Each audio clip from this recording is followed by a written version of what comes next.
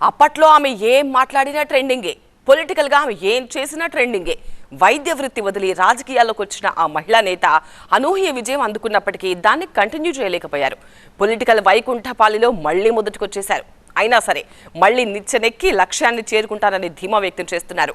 మరి అందుకు అనువైన పరిస్థితులు ఇప్పుడు ఏపీలో ఉన్నాయా? అసలు ఇంతకీ ఆ లేడీ లీడర్ ఎవరు? 5 ఏళ్ల పాటు ఆమెదే హవా, ఇప్పుడు scene reverse. Undavalli Sridevi political future ఏంటి? మాజీ ఎమ్మెల్యేకు నామినేటెడ్ పదవి దక్కబోతోందా? గుంటూరు రాజకీయాల్లో గత 5 ఏళ్ల పాటు బాగా మార్మోగిన పేరు ఉండవల్లి శ్రీదేవి. 2019లో వైద్య వృత్తిని వదిలి రాజకీయ రంగ ప్రవేశం చేసిన శ్రీదేవి అమరావతి ప్రాంతంలోని తాడికొండ నుంచి వైసీపీ అభ్యర్థిగా పోటీ చేశారు. టీడీపీ అభ్యర్థి తెనాలి శ్రవణ్ కుమార్ పై విజయం సాధించి సంచలనం సృష్టించారు.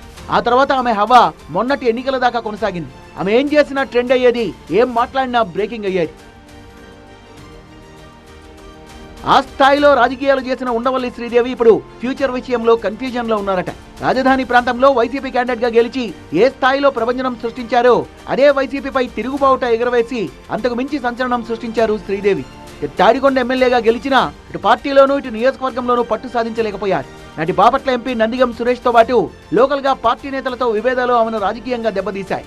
నియోజకవర్గంలో పేకాట క్లబ్బుల్ని నిర్వహిస్తున్నారంటే ఆమెపై వచ్చిన ఆరోపణలు మరింత డ్యామేజ్ చేశాయి. ఈ ఆరోపణలకు ఆమె గట్టిగానే బదులిచ్చే ప్రయత్నం చేసినా అప్పటికే జరగాల్సిన నష్టం జరిగిపోయింది. సొంత పార్టీ కార్యకర్తలే ఆమెను వ్యతిరేకించే పరిస్థితి వచ్చింది.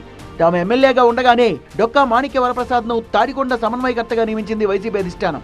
అప్పటి నుంచి ఆమెకు వైసీపీతో దూరం పెరిగింది. సరిగ్గా అదే సమయంలో వచ్చిన ఎమ్మెల్సీ ఎన్నికల్ని పావుగా వాడుకొని క్రాస్ ఓటింగ్ కు పాల్పడ్డారు శ్రీదేవి. దీంతో ఆమెను పార్టీ నుంచి బహిష్కరించింది వైసీపీ. ప్రస్తుతం అటు డొక్కా ఇటు శ్రీదేవి ఇద్దరు కూడా టీడీపీలోనే ఉండడం పొలిటికల్ గా విశేషంగానే చెప్పుకోవచ్చు.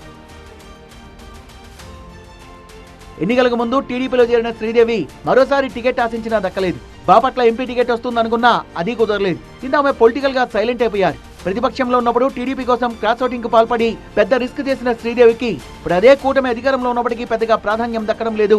దీంతో ఆమె మరింతగా మనస్తాపం చెందినట్టు సమాచారం.